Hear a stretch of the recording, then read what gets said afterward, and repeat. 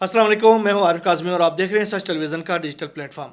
जनूबी एशिया में भारत और पाकिस्तान के दरमियान जो कशीदगी थी उसकी वजह से कुछ दिनों के लिए जो मशरक़ी वस्ता का जो अहम तरीन मसला है वो बैकफुट पर चला गया था। लेकिन हमने कोशिश की कि अपने व्लॉग्स के ज़रिए मशरक़ी वस्ता की सूरत हाल से भी आपको वक्तन फ़वक्तन आगाह रखें। लेकिन आज एक बार फिर हम मशरक़ी वस्ता की तरफ रुख कर रहे हैं। मशरक़ी वस्ता में ख़ास तौर पर जंग बंदी के हवाले से, मशरक़ी वस्ता के जंग के हवाले से, गज़ा की सूरत हाल के हवाले से बड़ी अहम किस्म की डेवलपमेंट्स हैं जो कि आपके साथ शेयर करना मकसूद है। ख़ास तौर पर गज़ा में जंग बंदी के हवाले से अभी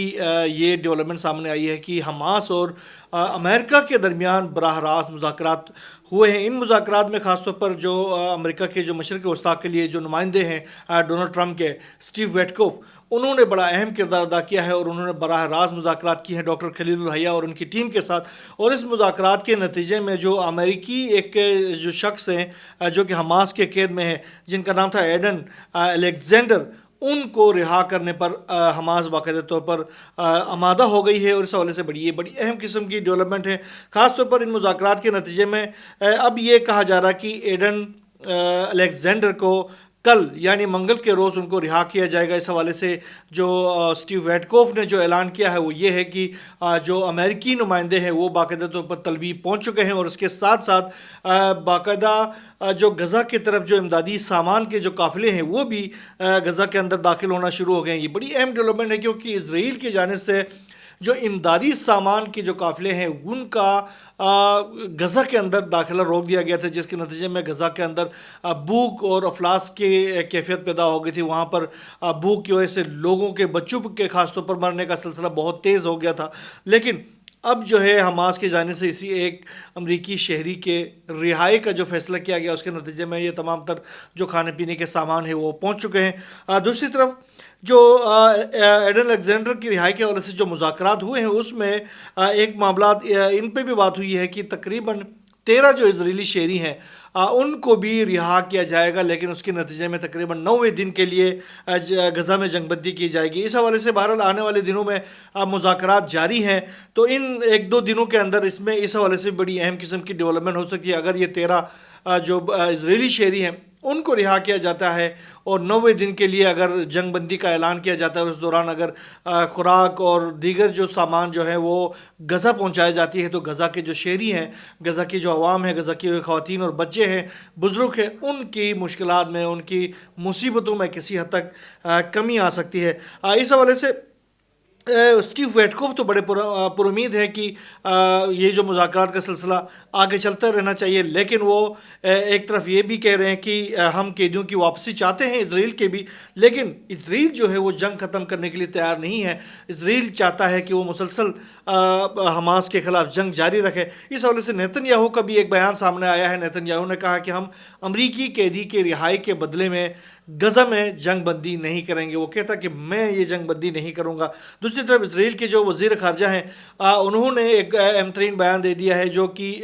ख़ास तौर पर जो उन ममालिक के हवाले से जो कि आजकल ये कोशिश कर रहे हैं कि किसी तरीके से फ़लस्तीन को एक आज़ाद रियासत के तौर पर तस्लीम करें, उन ममालिक को ख़बरदार करते हुए इसराइल के जो वज़ीर ख़ारजा हैं उन्होंने कहा है कि फ़लस्तीनी रियासत को तस्लीम करने पर उन ममालिक को बाकायदा तौर पर एक तरफ़ा कार्रवाई का सामना करना पड़ेगा और ये कार्रवाई इसराइल उन ममालिक के ख़िलाफ़ करेगा। वो कल जर्मन वज़ीर ख़ारजा वुडीफल के साथ एक प्रेस कॉन्फ्रेंस कर रहे थे, जबकि उस दौरान वुडीफल ने भी ये कहा कि जो दो रियासती हल है वो इसराइलियों और फ़लस्तीनियों दोनों के लिए अमन सलामती और वक़ार के साथ रहने का एक बेहतरीन मौका है। लेकिन बेंजामिन नेतन्याहू और उसकी जो टीम है वो किसी सूरत फ़लस्तीनी रियासत को कायम करने के ख़िलाफ़ है। वो हालांकि उस शख्स के साथ बैठे हुए हैं, उस वज़ीर ख़ारजा जो जर्मन वज़ीर ख़ारजा हैं उनके साथ बैठे हुए हैं, इसके बावजूद वो धमकी दे रहे हैं कि जो भी मुल्क जो है फ़लस्तीन को अगर आज़ाद रियासत तस्लीम करने की कोशिश करेगा उनको गज़ा के तरह उनको भी इसराइल की जानिब से जो है वो सख्त किस्म की कार्रवाई का सामना करना पड़ सकता है। ये इसराइल के जो वज़ीर ख़ारजा है गिडियोन सार, उनकी धमकियां हैं आज़ाद ममालिक की तरफ जो कि फ़लस्तीन को एक रियासत के तौर पर कबूल करना चाहता है। अब देखें, आप अंदाज़ा लगाएं कि फ़लस्तीन के ऊपर एक तो जंगबंदी मुसलत की हुई है, मुसलसल वहाँ के जो इंफ्रास्ट्रक्चर को तबाह करने के बाद वहाँ के जो टेंटों में بیٹھے ہوئے عام شہریوں کو اسرائیل جو ہے وہ تباہ و برباد کر رہا ہے، ان کا قتل عام کر رہا ہے، ان کو کھانا نہیں دے رہا، وہاں پر بچے جو ہیں، ہزاروں بچے جو ہیں بھوک و افلاس کی وجہ سے وہ موت کے دہانے پر پہنچے ہوئے ہیں۔ اس کے باوجود وہ فلسطینی ریاست کو نہ تو تسلیم کرنے کے لیے تیار ہے، نہ پھر حماس اور وہاں پر موجود جو فلسطینی عوام ہیں ان کو کسی صورت تسلیم کرنے کے لیے تیار ہے۔ دوسری طرف اسرائیل کے اندر سے یہ آوازیں اٹھ رہی ہیں۔ اسرائیل کے ایک سابق وزیر اعظم نے بھی یہ کہا ہے کہ حماس کو ختم کرنے کا جو اسرائیل کا جو پلان ہے، جو منصوبہ ہے، وہ ایک لا حاصل منصوبہ ہے۔ اس منصوبے میں کچھ نہیں ملنے والا۔ حماس کو ہم کسی صورت ختم نہیں کر سکتے، لہٰذا اس طرح کا سوچ ختم کرنا چاہیے ہوگا ہمیں، اور اس طرح کا سوچ ختم کرنے کے ساتھ ساتھ فلسطینیوں کے ساتھ مفاہمت کے راستے کی طرف جانا چاہیے، ورنہ پھر یہ تباہی اسی طریقے سے جاری رہے گی۔ دوسری طرف اسرائیل کی جانب سے فلسطین کے مختلف علاقوں کے اوپر جو حملوں کا سلسلہ ہے وہ اسی طریقے سے جاری ہے، اس میں کوئی کمی نہیں آئی ہے۔ گزشتہ 24 گھنٹوں کے دوران بھی اسرائیل کی جانب سے مختلف حملے کیے گئے ہیں، جس کے نتیجے میں 10 افراد شہید ہو چکے ہیں۔ گزشتہ رات ایک اسکول کے اوپر حملہ کیا گیا، جس میں جو مہاجر خواتین اور بچوں کی ایک بہت بڑی تعداد وہاں پر موجود تھی، ان کو شہید کیا گیا، جبکہ رہائشی علاقوں، مارکیٹوں، ریسٹورنٹس اور خیموں بستیوں کے اوپر اسرائیل کے مسلسل حملے جاری ہیں، جس میں عام افراد، خواتین اور بچے جو ہیں وہ شہید ہو رہے ہیں۔ یہ تو اسرائیل اور غزہ کے اندر کی صورتحال ہے۔ دوسری طرف اب امریکہ نے یمن کے اوپر حملوں کا سلسلہ کسی حد تک کم کر دیا ہے، یا ابھی درمیان میں جنگ بندی ہوئی ہے، لیکن اسرائیل کی جانب سے مسلسل حملے کیے جا رہے ہیں۔ جب تک امریکہ حملے کر رہا تھا، اسرائیل کی جانب سے حملے نہیں کیے جا رہے تھے، لیکن اب امریکہ پیچھے ہٹ گیا ہے اور اسرائیل جو ہے وہ مسلسل طور پر یمن کے اوپر حملوں کا سلسلہ اس نے جاری رکھا ہوا۔ گزشتہ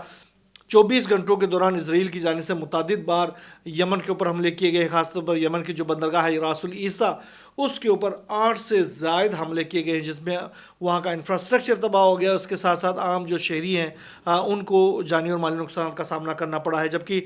حماس کی جو یمن کے تحریک انصار اللہ کی جو فورسز ہیں، ان کی جانب سے بھی اسرائیل کے خلاف تابڑ توڑ قسم کے حملوں کا سلسلہ جاری ہے، خاص طور پر تل ابیب کے اوپر فلسطین 2 ہائپر سونک میزائلوں کے ذریعے جو نشانہ بنایا گیا، جس کے نتیجے میں وہاں پر ایک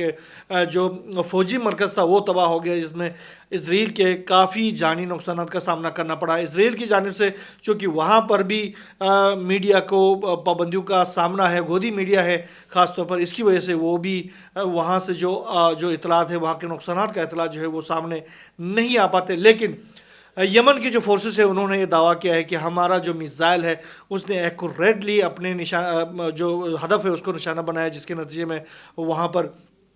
بڑی تباہی پھیلی ہے۔ دوسری طرف جو بن گورین ایئرپورٹ کو گزشتہ دنوں بھی تباہ کیا گیا تھا، جو نشانہ بنایا تھا، اس کے بعد سے مسلسل جو غیر ملکی فلائٹس ہیں، غیر ملکی جو ایئر لائنز ہیں، وہ اپنے آپریشنز تل ابیب کی طرف کرنے سے ہچکچاہٹ کا شکار ہے، اور مسلسل اسرائیل جو ہے اس وقت ایک طرح سے پابندیوں کا شکار ہے، یمنی پابندیوں کا شکار ہے، اور وہاں پر اب انٹرنیشنل جو فلائٹس ہیں وہ کم اتر رہی ہیں یا بالکل نہیں اتر رہی ہیں۔ یہ صورتحال وہاں پر پیدا ہو گئی ہے۔ بہرحال یہ بھی خدا کا کرنا ہے کہ جس طریقے سے اسرائیل جو ہے وہ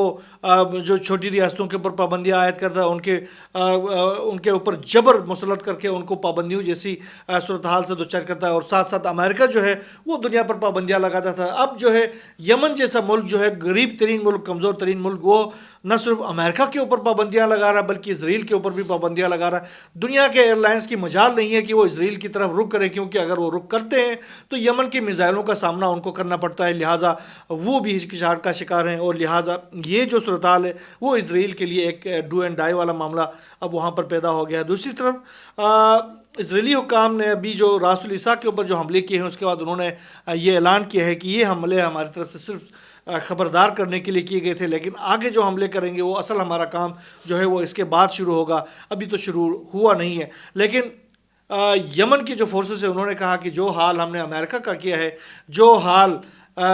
غزہ والوں نے آپ کا کیا ہے، جو حال لبنان والوں نے آپ کا کیا ہے، اس سے برا حال دوبارہ سے ہم تمہارا کریں گے۔ آپ کو نہیں پتا کہ امریکہ یہاں سے کس طریقے سے بھاگا ہے، اور آپ کو بھی یہی سزا ہم آنے والے دنوں میں دے دیں گے۔ آپ جتنے بھی منصوبے بنائیں، ہماری طرف سے سزا آپ کو ملنے والی ہے، اور جب تک غزہ کے اوپر آپ یہ جو جارحیت کا سلسلہ ختم نہیں کرتے، ہمارے حملے اسی طرح جاری رہیں گے، چاہے آپ جو بھی کرے۔ دوسری طرف ایران اور امریکہ کے درمیان جو مذاکرات کا سلسلہ تھا وہ ویسے تو اس سے پہلے جتنے بھی جو دور ہوئے تھے وہ جو ہفتے کے روز ہوا کرتے تھے، لیکن یہ والا جو دور ہے، یہ والا جو فیز تھا وہ اتوار کو ہوا، جارڈن کے اندر، عمان کے اندر ہوا، اور اس میں خاص طور پر عمان کی ثالثی میں دونوں ممالک کے جو وفود ہیں ان کی جانب سے بڑی اہم قسم کی